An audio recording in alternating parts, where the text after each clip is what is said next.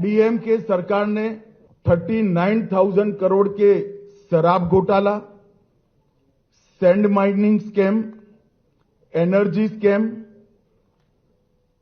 EL cot scam, transport का scam, money laundering scam, nutrition kit scam, free dhoti scam, cash for job, red sand smuggling और MNREGA scam.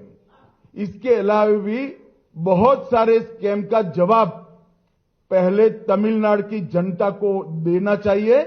Tamil Nadu की जनता Stalin और उदयनिधि से एक corruption का जवाब मांगती है। டாஸ்மாக் ஊழல் முதல்ல இருக்கிறது. டாஸ்மாக் ஊழல் அதுல மிகப்பெரிய மோசடி நடைபெற்றிருக்கிறது. அதே மாதிரி 39,775 கோடி அந்த மோசடி நடைபெற்றிருக்கிறது. அதே மாதிரி மணல் இங்கிருந்து கொள்ளை போகிறது, அது 5,800 கோடி ரூபாய்க்கு மேல் அந்த மோசடி இருக்கிறது. எனர்ஜி மின்சாரம், இந்த நிலக்கரி, இது போன்ற ஊழல்கள் 4,400 கோடி. எல்காட் நிறுவனத்தில் நடைபெற்றிருக்கிற அரசு நிறுவனத்தின் பங்குகள் விற்பனை மூலம் மோசடி 3,000 கோடிக்கு மேல் இருக்கிறது.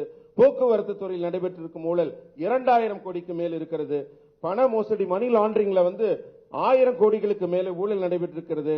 அதே போல ஊட்டச்சத்து கிட்டு வழங்குறதுல 450 கோடி. அதே மாதிரி இலவச வேட்டி சேலை, அரசு வேலைக்காக பணம் பெறுவது, செம்மண் கடத்தல் என்று திமுகவின் மோசடியில மன்ரேகா ஸ்கீம் சொல்ற அந்த கிராமப்புற வேலைவாய்ப்பு திட்டத்துல கூட மிகப்பெரிய ஊழல். ஒரு தனிநபருக்கு கிட்டத்தட்ட 45,000 ரூபாய்க்கு மேலே மோசடி நடைபெற்றிருக்கிறது. இதற்கெல்லாம் பதில் சொல்லும் நிலைக்கு இந்த முதல்வரும் துணை முதல்வரும் மக்களுக்கு பதில் சொல்ல கடமைப்பட்டுள்ளார்கள்.